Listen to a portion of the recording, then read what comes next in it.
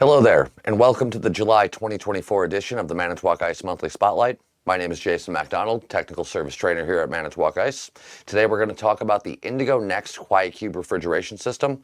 We'll do a little bit about install, a little bit about the flow path, a little bit about troubleshooting, but mostly just giving you an idea of this system. So let's kick it over to our presentation. Thanks for joining us. All right, we do this every time. There will be a quiz at the end. We'll have a QR code that you can snap, but also there'll be a link on the YouTube video that you can click on as well to get to that quiz. We're going to need you to click submit and provide all the information that we're asking for, who you are, where you work, specifically your email, so that way we know a way to contact you. If you want to copy your quiz results and everything, screenshot your results. It'll let you know what you scored on your quiz, and we'll be good to go. All right, so we're going to go a little overview of our QuiteQube system.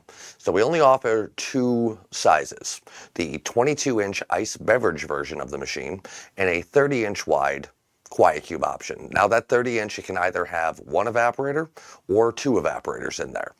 And then the condensing unit, that's outside. So all your refrigeration, heat generating, noise generating equipment is going to be outside, ideally, where it can reject that heat and recover, but it's going to be away from the ice machine. The compressor, the condenser, and the like, the fan motor, are all going to be outside of what I'm going to continue to refer to as the ice machine head. The inside unit is the ice machine head, sitting on either a dispenser like that ice beverage unit is, or on a bin like that 30-inch ice machine is. Keep in mind, this one we do want to cover. We cover this in our trainings in the field, as well as our training here at Manitowoc Ice for our factory school, the 4.5-day class. We do not utilize a interconnecting communication wire. Current production also does not use a delay on break time relay anymore. So the only communication really going on is the fact that we have a low pressure switch outside and we pump down inside. So the liquid line solenoid valve de-energizes, that system pumps down to the point where the low pressure cutout switch will open and the contactor outside will unpull and the system will shut down. So it's very similar to the way we originally did our QuiteQube systems, going all the way back to the Q series. Keep that in mind. Certain serial numbers did have the delay on break timer. The original Indigo, not the Indigo Next, had a 5-strand communication wire to have the inside and outside units talk to each other. We do not currently do that with current production. Want to talk a little bit about clearances. So the thing that's great about QuiteQube ice machines is the fact that your heat is out, your noise is out. So these clearances are not for operation. If you're watching this video, there's a good chance that you're a servicer. Most of our viewers are service agents. These clearances are needed to service the ice machine. You're going to need room in front as well. It's not listed there, but you need to be able to remove the front panel, whether it's on a hinge door, a hanging door, or the like, because every machine needs to be cleaned at times. Every 6 months at a minimum, more often if you have hard water, more often if you're dealing with yeast and the like. Cleaning and sanitizing needs to be done every 6 months, and every machine at some point in its life will need some sort of service. Well, those of you service agents watching today online, you'll know that you need room to do this work, especially with the 22-inch and especially with the dual evaporators. The 30-inch is very similar, except for the fact that your refrigeration is going to be outside on the QuiteQube option. We want these clearances so you can work. They matter. We also have recommended clearances for the outdoors, so that way you have the ability to do refrigeration work outside, troubleshoot pressure switches and the like should you need to. We're recommending 24 inches on top for service, 48 inches along the side, so that way we've got room to reject heat. You need this room to work. Keep that in mind. So proper line set installation. So similar to the traditional remote, QuiteQubers use line sets. We have to find a way to tie the inside and outside units to each other. Proper installation can be found in two places: the Installation, Operation, and Maintenance Manual, or in the Technician's Handbook. Both of those things can be obtained, the IOM from the machine itself, the Technician's Handbook from a field school, the factory school, purchasing from your local distributor. But one thing I do want to stress is these are all available for free download at manitowoc.com. If you click on Document Finder and you look for the document you're looking for, you'll be able to download it for free. We want that information in your hands. All right, but I want to talk about the about the lengths and everything else. So we're not really covering traditional remotes today, but with the traditional remotes, there's a calculated line set. With QuiteQube ice machines, you do not calculate a line set. There's a maximum run. So if you ran that thing all the way across, you have a maximum run of 100 feet. We have a maximum rise of 35 feet and a maximum drop of 15 feet. You don't need a trap if your rise is 0 to 20 feet, and you need an S-trap available for purchase, but an S-trap period if you have a rise between 21 and 35 feet. Ideally, if you buy one of our line sets and it's 50 foot in length, but you only need 40, please shorten that line set. We do not want to have unwanted traps. We don't want to be causing issues just because of coiling up lines. Shorten your lines as necessary. Give yourself some room to be able to work so it's not so taut that you have no room to compensate, but shorten these as they're needed. And you cannot deviate from our lines. Don't believe we have it anywhere on our slide today, but the thing to keep in mind, refrigeration warranty is only done as a complete new package.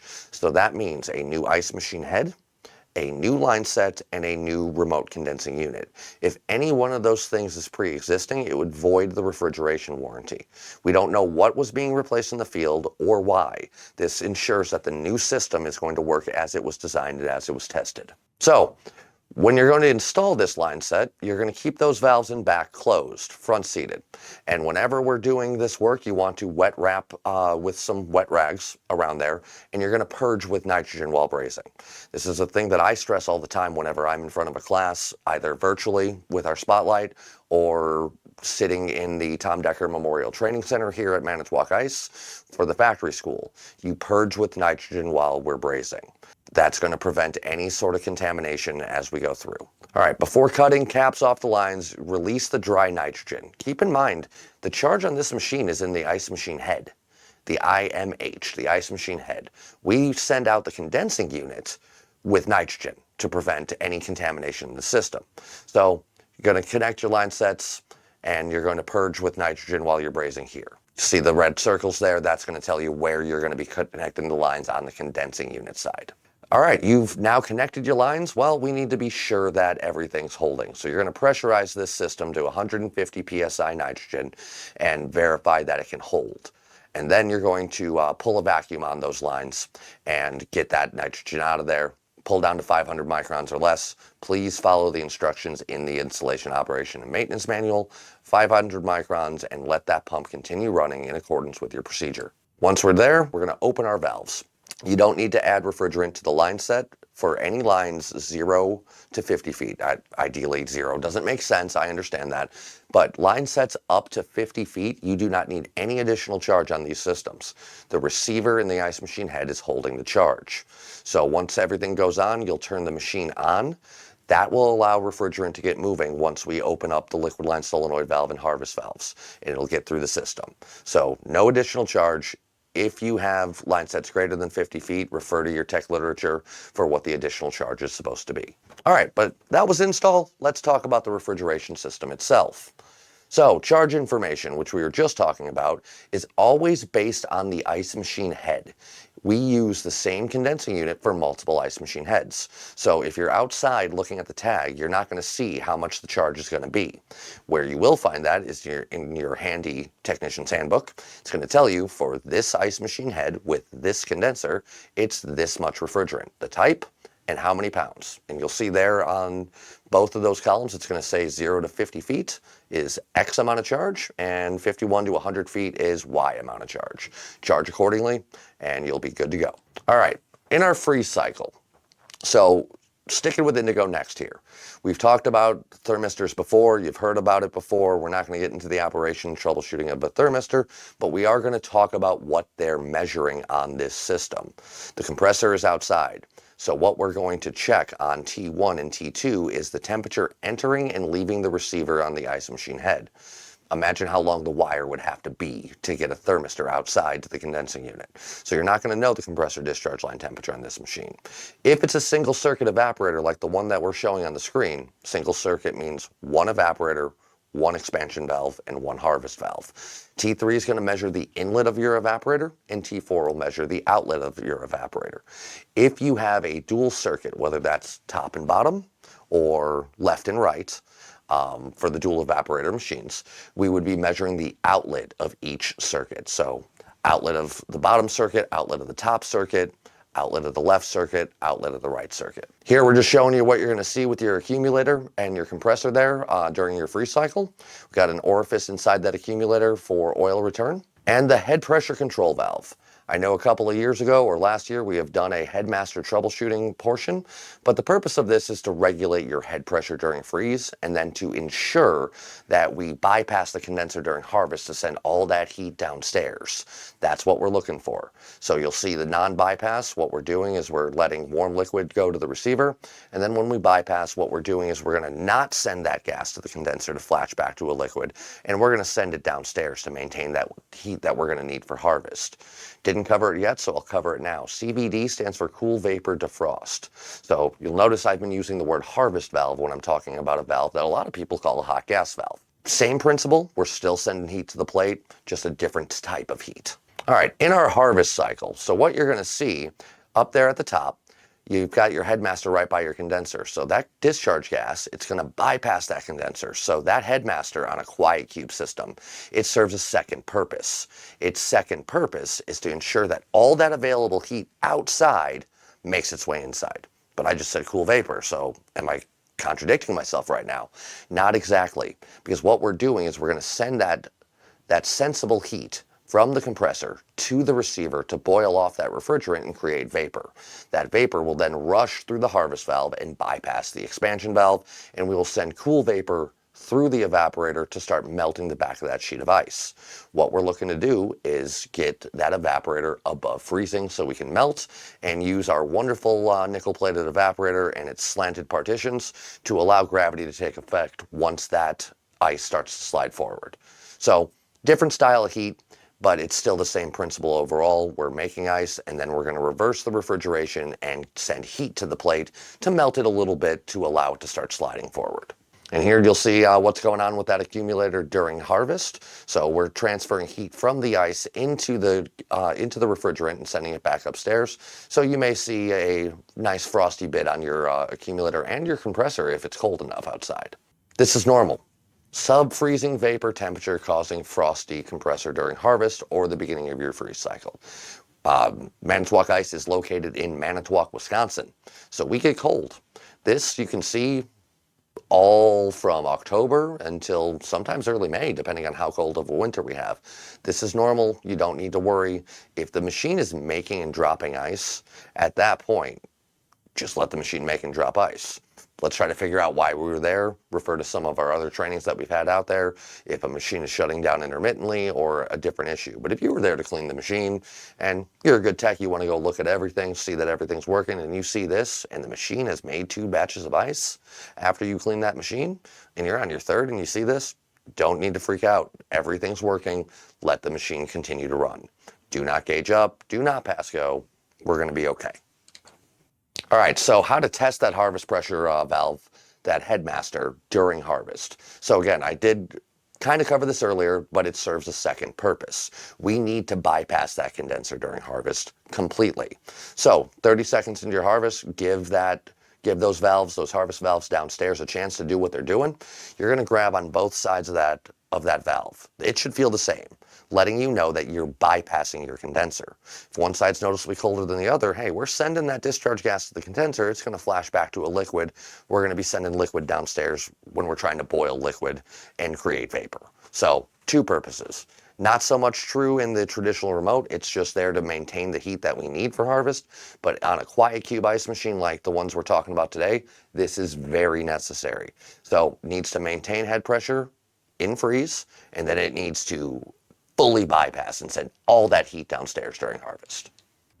And here you'll see kind of what I was just explaining. Temperature of the compressor and discharge line, they feel the same. Headmaster's doing its job. We're sending our heat downstairs. We got a harvest cycle that's going too long, and the compressor discharge line is noticeably warmer than the liquid line. Hey, we're not bypassing. It's time to get that headmaster out of there and get one that can work. Especially once you get into the cold temperatures, you're just not going to get that heat downstairs. Beginning of the freeze cycle, we're showing you again, hey, this is that frosty bit where we can be stacked up refrigerant in the accumulator. So don't worry, this works its way through. And if you're making and dropping ice, no need to start troubleshooting the refrigeration system. All right, so our ice beverage unit, I talked about single circuit and dual circuit evaporators at one point today. So what I want to explain here, the ice beverage units, it's a dual circuit, but it's a single plate. Most dual circuits that we produce are the big 48-inch wide ones, which if you were watching earlier at the video, you'll notice we don't do 48-inch wide QuiteQube ice machines, but we still do dual circuit. So there's a bottom and a top circuit, dual harvest valve, dual TXV, and you're going to have two sets of air hoses, one air pump with 4 hoses, 2 for each circuit, the bottom circuit and the top circuit. Keep in mind, we get a lot of questions about this air pump. The air pump's job is to break the vacuum. It's to speed up our harvest. If you've got heat and a clean plate and a heavy enough batch of ice, you're going to fall. If you had one of those hoses off and put it to your face, you'd barely be feeling the air. And if you have power to the harvest valve or valves in the case of this machine, you will have power to that air pump because they're wired in series. On an ice beverage unit with 2 TXVs and 2 harvest valves and 1 air pump, both harvest valves and both the air pump and the harvest valves will get power from the same place. So the only time you use 2 relays for harvest valves is if you have 2 evaporators. This is 1 evaporator, so 1 relay for both harvest valves, and the air pump is wired in series. All right, but we talked about dual evaporators, but I want to specifically talk about the IF2100C. So the 1400 and the 1800, or its predecessor or its successors, the 1430 and the 1830, those are dual evaporators, single circuit. So 1 evaporator, 1 circuit, 2nd evaporator, 1 circuit. So yeah, dual circuit because there's 2 of them, but it's 1 TXV for the right side, 1 TXV for the left side, and 1 harvest valve for each evaporator. So dual relays. But if you look at this drawing, you'll see here, component number 12 there is your TXV. You've got 2 TXVs on both evaporators. Therefore, you have 2 harvest valves for both evaporators. So this is a quad circuit, 2 evaporator, 2 circuits on each one. So there are 4 circuits of refrigeration on this. 1 compressor outside, but 4 TXVs, 4 harvest valves, 1 air pump on each side. All right, not going to go through the full chart. For those of you who have been following our 4 symptom flow charts for years now, symptom number 2 gets a little bit different when the compressor is outside.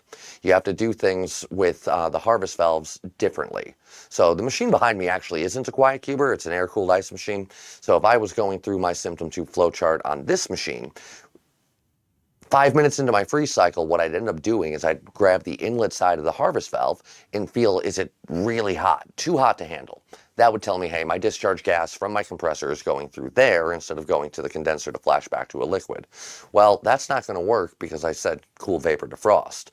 So you're not going to get that level of heat on the harvest valves. That's what's real different here. Also, you're not going to take compressor discharge line temperature because you'd be running in and outside. So we'll do suction line temperature. A lot of the rest of it is the same. And ideally, please follow the first couple of steps there. 80% of the problems with symptom number 2 can be solved and figured out. Guess the order there is a little wrong, but can be figured out and then resolved before the need for gauges. That's why one of the first things we ask you to do with a symptom 2 flow chart is to time a cycle. So that way we can figure out, hey, maybe they're just using more ice than this machine can make. Yep, no codes in my event log, nothing else going on, and it's making ice perfectly for the conditions. Congratulations, customer. You're busy, you're using a lot of ice.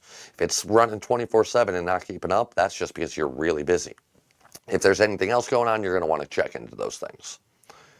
But symptom 3, So I'm not going to cover every little bit here, but you need to look at a couple of things. What is the headmaster doing during freeze? That's similar to what's going on with the traditional remote. We need to make sure that our liquid line temperature stays around body heat. So that way we have enough heat in that receiver, so when we need to boil that refrigerant off, we're not trying to compensate for a near freezing receiver. I've seen that one before with a headmaster that would not bypass, made beautiful ice. Great ice. Made it too fast because we were too efficient. And then we had no heat and we couldn't harvest. So you're gonna look at that there. Hey, what's going on with that headmaster and freeze? But you're still gonna look at the same things. What's going on with your head pressure and suction pressure during harvest? I don't care how many expansion valves, how many harvest valves, and QuiteQube traditional remote air or water cooled condensing options. A harvest valve fails the same way, whether it's a sensible heat, traditional hot gas, or a cool vapor defrost system like we're talking about today. If your head pressure is higher than published for your conditions and your suction pressure is lower than published, that's a harvest valve all day. But we are talking about QuiteQubers, so you need to do that. You need to do that headmaster check during the harvest as well. Verify you're getting that heat downstairs because we need that heat. I'd like to thank you for watching today, wherever you are, whenever you watched. We're going to talk about the next 3 months worth of spotlights. In August, we're going to do a IOX installation on an Indigo Next, so that is the automatic cleaning system. Going to go through the steps there, how to prime it, how to get the install. Good friend of mine locally said that wasn't sure how to route that tubing properly, so that's where this idea came from. Wasn't specifically asked for and wasn't submitted to us through our QR codes, which we'll show in a second, but there's a need out there, so we're going to do it. In September, we're going to do the Indigo Next sequence of operation as a troubleshooting tool. It's a great tool there. Hey, what's going on when? What are you supposed to look for where? If you're not getting what you're expecting, why aren't you getting it? And then in October, we're going to talk about an Indigo Next in a freeze-up scenario and how you can use data history to prove that out.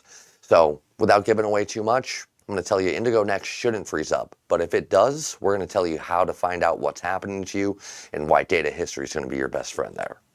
And again, this topic was my idea this time, or it was Tanner's, my counterpart. I'm not sure really who came up with the idea anymore, but we want your ideas. So we're going to leave this QR code up here for a second and give you a chance to snap that and tell us what kind of things you'd like to see here in the future.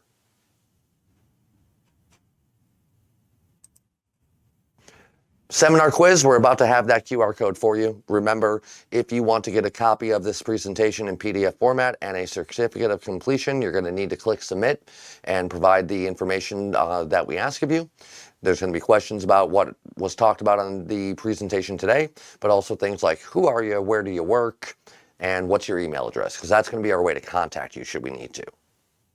And we will be drawing out of this, again, Manitowoc employees. I know some of you take these quizzes. You're not eligible to win. Only one quiz submittal per person, so please don't start creating 17 different emails and fake names. That's just not fair. But we will draw one prize winner for every 25 quiz submissions we get between now and the August airing, well, the August drop of our video on YouTube. So please take everything we've talked about today. And now that spotlight quiz. I'd like to thank you all for watching. We love doing the longer topics. Also check out our Ice Tech Fact series. Those are short and to the point, less interactive, but just, hey, here's a problem and how we fix it. So we'll leave this up on the screen so you can snap it. Good luck on your quiz. Thank you for watching today. Again, my name is Jason MacDonald, Technical Service Trainer at Manitowoc Ice. Thank you.